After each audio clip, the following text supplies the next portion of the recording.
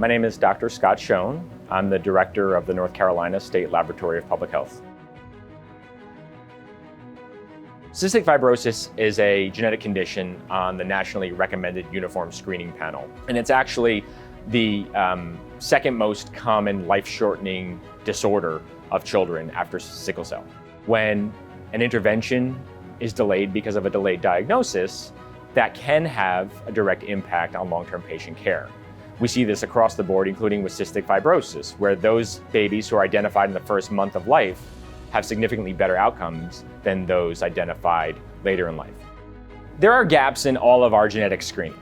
One of the biggest issues that we do face are the panels that are available right now for screening can be expensive. More importantly, our panels are not developed to really address the diversity of our populations. Early testing for cystic fibrosis was inherently exclusive and inequitable. The mutation panels that were present when screening for cystic fibrosis started were based largely on European descent, and so focused on one piece of a diverse population.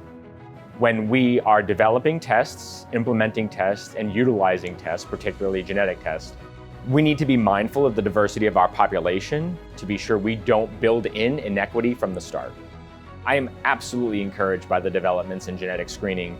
I think it's particularly exciting that technologies are emerging that are easy to implement, easy to use, and are lower cost, but also can assure diversity in our approach to genetic testing.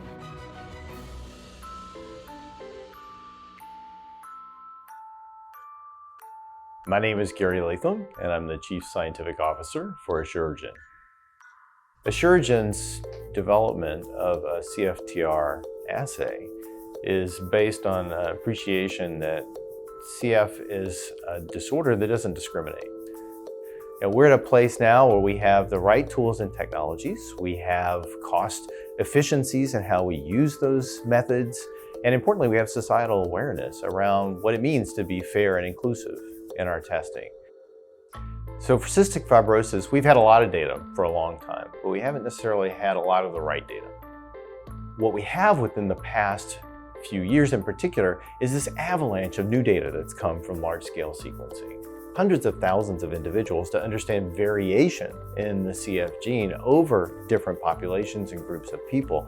That's now available. And since the test needs to understand how those variants are represented in different populations to make it applicable to all people, we're only now in a position where we can use the information to design the right test for the right group of people. That's what we're doing today. Our obligation to the labs is to be able to provide a simple work for them. What is a way that they can run a test that will give them fast, easy results that they can rely on with equipment that they already have in a way that doesn't burden them beyond all of the other tests that they have to run? We believe that the AmplideX assay for CFTR will resolve a number of workflow challenges for laboratories. That's something that we focus on, and we have for more than a decade.